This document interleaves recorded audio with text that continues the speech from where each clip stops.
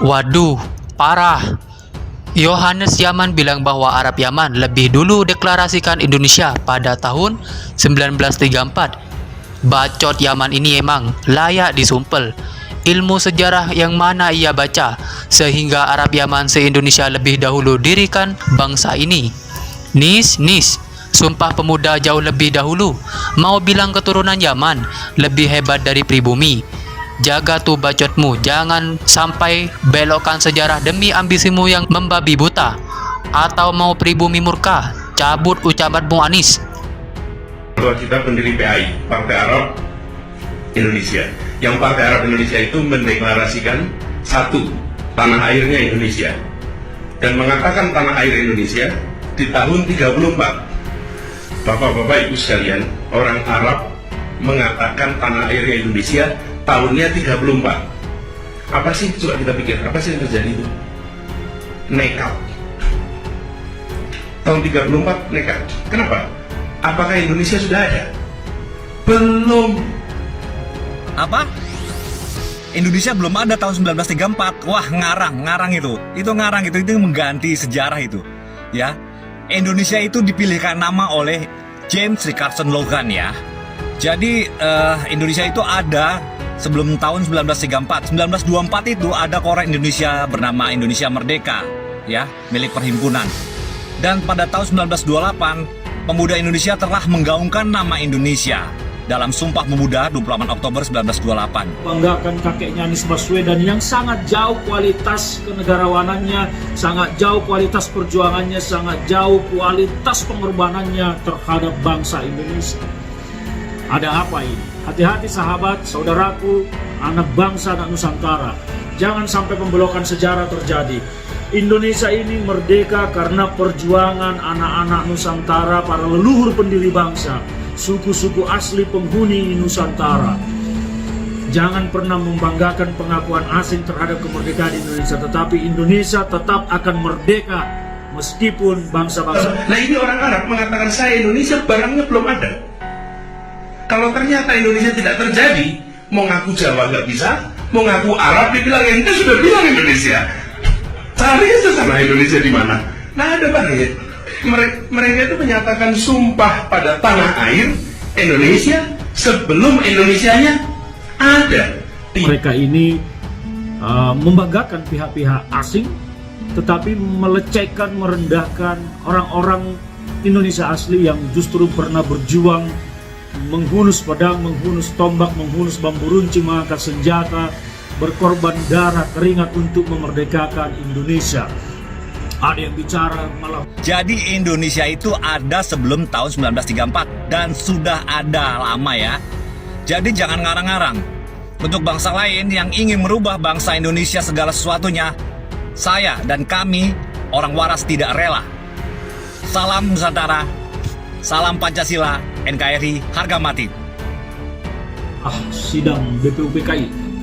Di dalam buku ini dirangkum semua pembicaraan pada saat sidang BPUPKI. Saya di sana tidak menemukan satu perjuangan yang dilakukan oleh kakeknya Anies Baswedan kecuali memohon supaya golongan Arab Totok dan turunan dimasukkan sebagai warga negara Republik Indonesia pada saat sidang pembahasan tentang kewarganegaraan dalam menyusun Undang-Undang Dasar Negara Republik Indonesia tahun 1945. Kehilangan jati diri.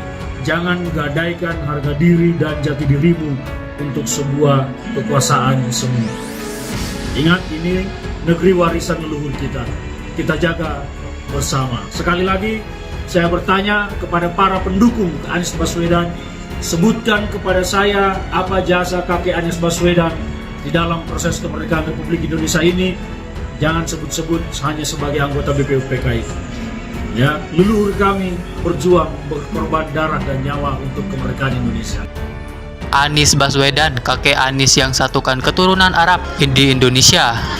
Pidato Gubernur DKI Jakarta Anies Baswedan Senin 16 Oktober 2017 masih menjadi perbincangan hangat.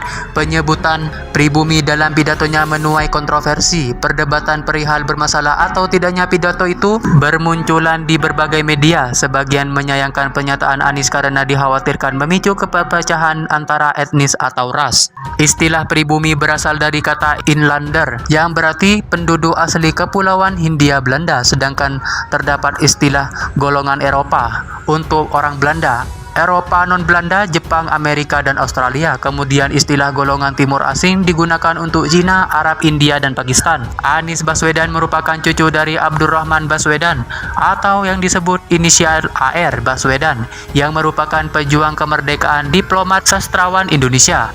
AR Baswedan lahir di Surabaya 9 September 1908 dan merupakan peranakan Arab yang kala itu masuk dan golongan timur asing. Ia merupakan anggota Badan Penyidik Usaha dan Persiapan Kemerdekaan Indonesia, pernah pejabat Wakil Menteri Muda Penerangan RI Kabinet Syair, anggota Badan Pekerja Komite Nasional Indonesia Pusat, anggota Parlemen, serta anggota Dewan Konstitusi.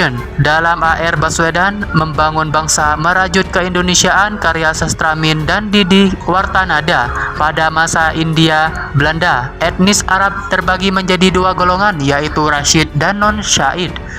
Kedua golongan ini kemudian mengorganisasikan diri menjadi AR Rabitah atau Sayyid. Dalam Al-Irsyad non-Syahid, awalnya hanya ada satu organisasi, yaitu Jamiat Khair, yang didirikan pada 7 Juli 1905. Namun karena perbedaan paham, Jamiat Khair terpecah.